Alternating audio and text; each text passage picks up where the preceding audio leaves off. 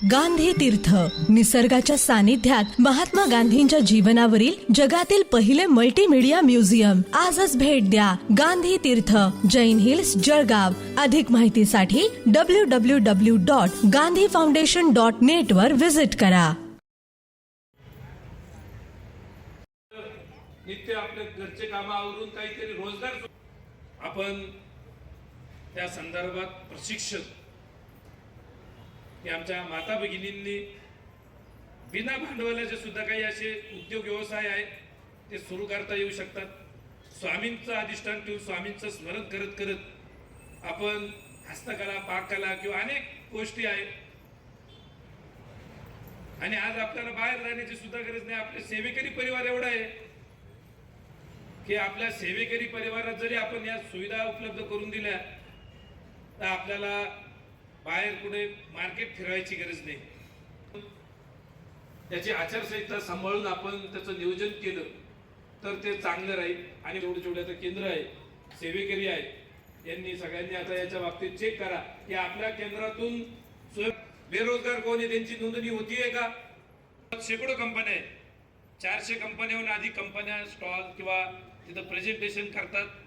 त्यांना सुद्धा अनेक कर्मचारी लागतात आणि त्यांनी तर आपल्या सेवेकऱ्यांना पहिलं प्राधान्य दिलेले. कारण सेवेकरी निर्व्यसनीय, शुद्धीवर राहून काम करतात.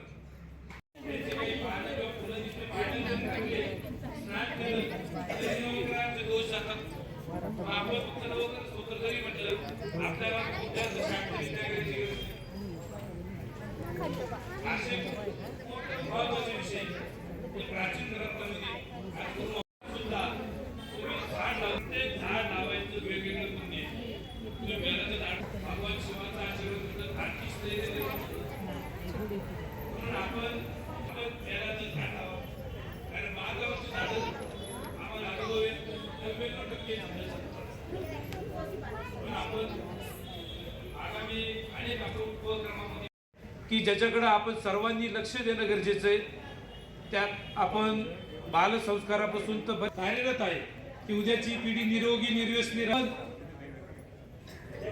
आज काही विभाग उपक्रमात दुर्लक्ष झालेले आपल्याला प्रत्येक जिल्ह्याला फटका बसतो. एक आदरयुक्त भीती सेवेकऱ्यांमध्ये.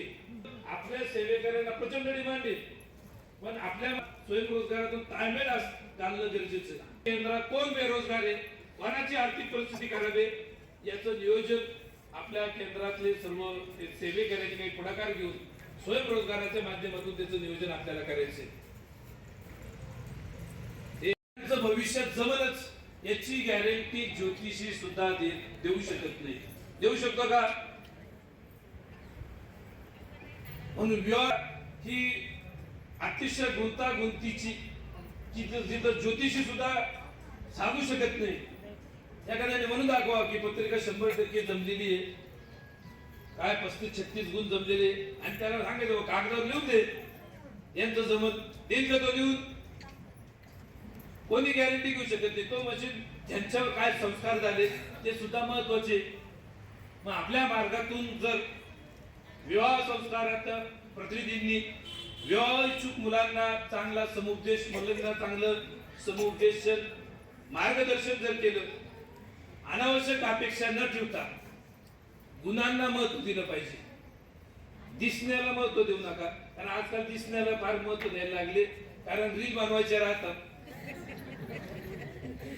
पण किती आपण त्या दिसण्याला, किती त्या रील बिल साठी आपण एवढे केलं, शेवटी गुण कामाला पडतात, कर्तृत्व कामाला पडतं. त्यामुळे आपण सर्वांनी प्रत्येक आपल्या केंद्रातल्या विवाह प्रतिनिधींनी यावर प्रबोधन, आपल्याला प्रबोधन महत्वाचं आहे. विवाहाच्या चांगली बुद्धी त्याच्यासाठी नित्य सेवा आपण वापरतो.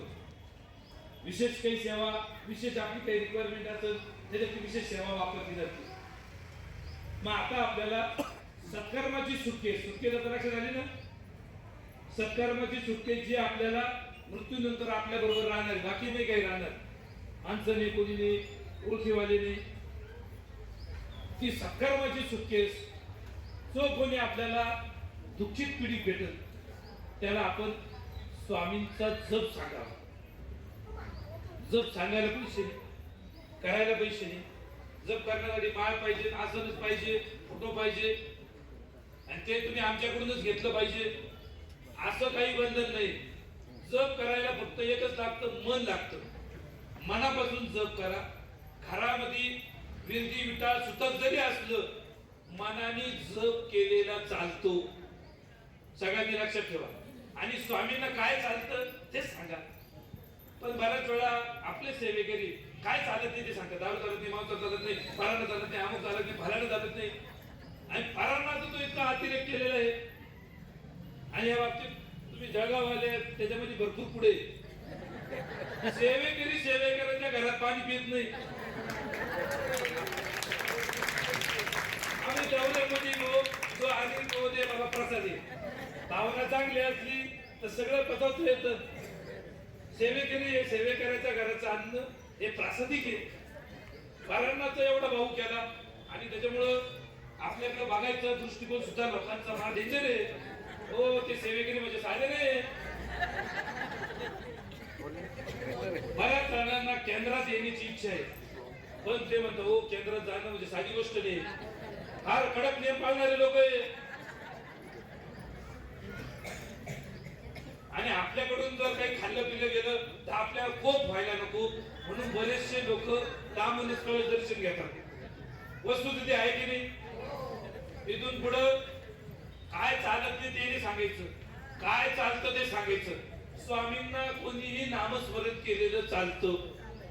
आणि एकदा ते नामस्मरण केलं, आखल्याच्या कोटात महाराज येऊन त्याच्याकडून बरोबर टप्प्याटप्प्यात सगळं चांगलं करून घेतील. काय खाल्लं पाहिजे, काय पिलं पाहिजे, महाराष्ट्राला हळूहळू बुद्धी देतील. जेवढं गरजेचं आहे तेवढं त्याच्याकडून कुलाचार कुलधर्म हळूहळू देव देवारा. आणि हळूहळू घाई करू नका. काही आपले एवढे डायरेक्ट देवघरातच जातात. हे तुमच्या देवघरात 2-3 बाळकृष्ण आहे, जास्त बाळकृष्ण, ह्याच्यामुळे प्रॉब्लेम येतोय. ते 2-3 बाळकृष्ण द्या उचकून, एकच ठेवा.